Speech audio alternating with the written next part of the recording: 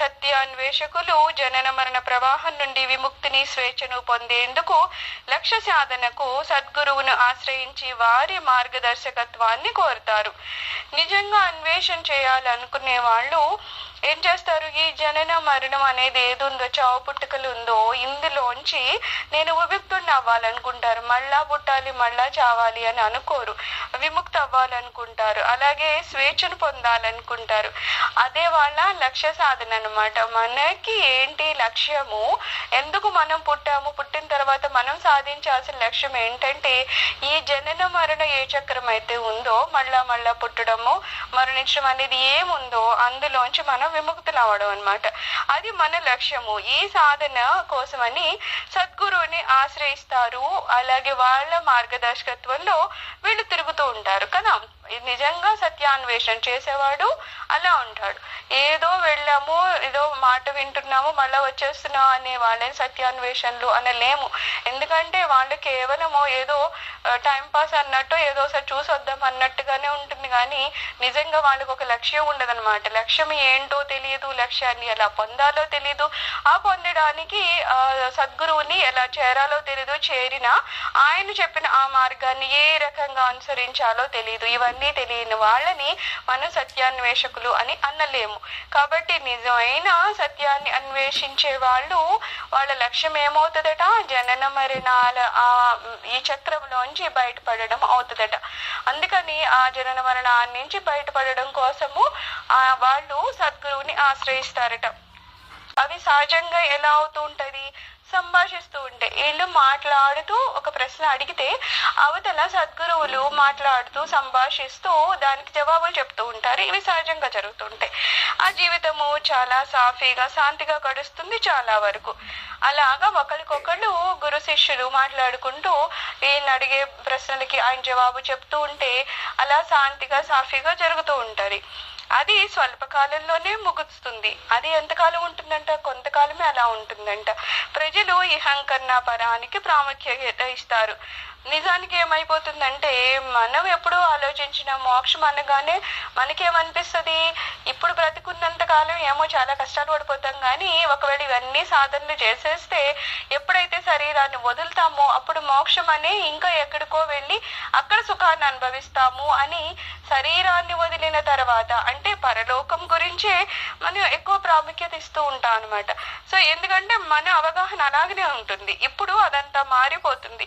అదే ఇప్పుడు మనం జ్ఞానాన్ని పొందే కొద్దీ మన ఆలోచన విధానం మారుతుంది అనమాట. ఎందుకంటే ఇప్పటి వరకు మనం దేని ప్రాధాన్యత ఇచ్చాము? ఇహం కన్నా ఇక్కడ ఏదో కాస్త కష్టపడిపోవాలి, ఏవో పూజలు పునస్కారాలు ఏవేవో చేస్తే శరీరం పోయిన తర్వాత ఆ పరలోకంలో ఏదో సుఖం మనకు అందుతుంది అనే ధ్యాసలో ఉన్నాము. కానీ ఇప్పుడు ఏమవుతుందంటున్నారు? అదంతా మారిపోతుంది. ఎందుకంటే ఇప్పుడు ప్రజల జీవన విధానము ప్రగతి ఎన్నడూ ఎరగని విధంగా మారిపోతుంది. ఇప్పుడు ఏమవుతుందంటే జ్ఞానం వచ్చే కొద్దీ మన జీవన విధానము, మనము ఎలా జీవిస్తున్నాము, మనం ఏవేవో పనులు చేస్తున్నామో అవన్నీ పూర్తిగా మారిపోతూ ఉంటాయట. సన్యాసము పరిత్యాగము వంటివి వెనబడిపోయాయి. కర్మ జ్ఞానాదులు సమానంగా ఇచ్చే సద్గురువును ఆశ్రయిస్తున్నారు.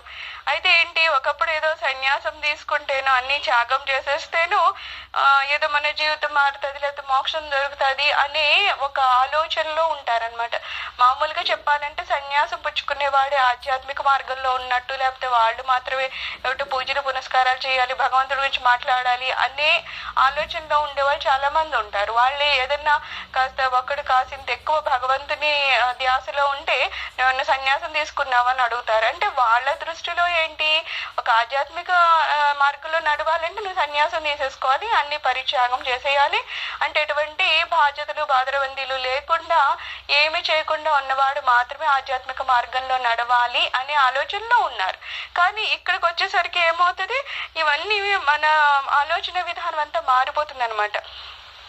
కర్మ జ్ఞానాదులు సమానంగా ఇచ్చే సద్గురువును ఆశ్రయిస్తారు. ఇక్కడ ఏమంటున్నారు?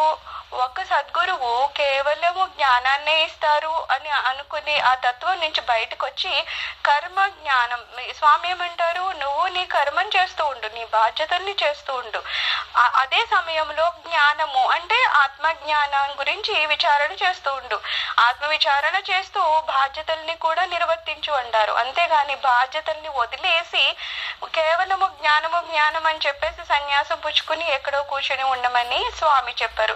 ఇక్కడ మన ఆలోచన విధానం మారుతుందన్నమాట. సన్యాసం పుచ్చుకుంటేనే భగవంతుని చేరుతాం, మోక్షాన్ని పొందుతాము అనే ఆలోచన నుంచి మనము ప్రక్కకి తిరిగి ఏమవుతుంది, మనము మన బాధ్యతలు చేసుకుంటూనే ఈ సంసారంలో ఉంటూనే జ్ఞానాన్ని పొంది ఆత్మజ్ఞానం గురించి ఆలోచిస్తూ ఆత్మ విచారణలో మునిగి ఆఖరికి ఆత్మ సాక్షాత్కారాన్ని పొందగలుగుతాము అని స్వామివారు మనకి చెప్తారనమాట.